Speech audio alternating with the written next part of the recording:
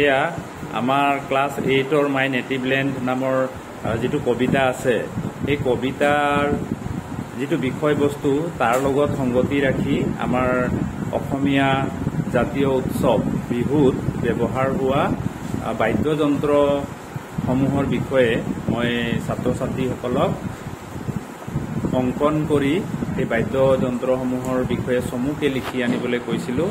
আৰু তাৰে ভিতৰত আমাৰ ছাত্ৰী ঋতুস্মিতা শইকীয়াই খুব সুন্দৰকৈ এয়া ঢোলৰ ছবি আঁকিছে আৰু তলফালে পেঁপা অংকন কৰিছে। আৰু আছে নহয়,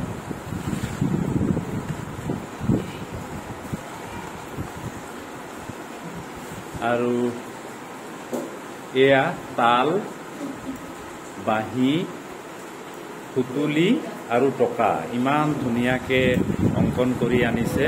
গতিকে এইটো নিশ্চয় অন্যান্য ছাত্ৰ ছাত্ৰীসকলৰ কাৰণে অনুকৰণীয় এটা দিশ। ইয়াৰ পিছতে আমাৰ জাগৃতি শইকীয়াইও আমাৰ নিৰ্দেশনা পালন কৰি আমাৰ যি বিহুত ব্যৱহৃত বাদ্যযন্ত্ৰ ইয়াৰ ঢোল অংকন কৰিছে, পেঁপা, তলফালে বাঁহী আছে, এয়া তাল আৰু এয়া সুতুলি। গতিকে জাগৃতি অংকনখিনিও ভাল হৈছে আৰু চমুকে লিখিও আনিছে। আৰু আমাৰ প্ৰিন্সিপিয়াইও অলপ বেলেগ ধৰণে পৰ্টেবুলকৈ তেওঁ চেষ্টা কৰিছে। চাওঁ ছবিখিনি,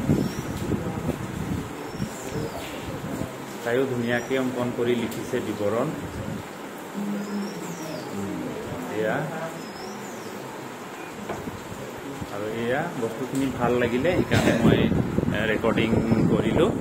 আৰু বাকী ছাত্ৰ ছাত্ৰীসকলেও অংকন কৰিছে, কিন্তু সৌন্দৰ্যবোধত যেন কোনোবাখিনিত তেওঁলোক অলপ আৰু যত্ন কৰাৰ প্ৰয়োজন আছে। আস্থা গোৱালাটো দেখুৱাই দিয়াচোন, তাইৰটো ভাল লাগিছে, তেওঁ ভাল ধৰণে চেষ্টা কৰিছে। এয়া আমাৰ ছাত্ৰী আস্থা গোৱালাই অংকন কৰা ছবি আৰু বিৱৰণ। চ' থেংক ইউ, হ'ব।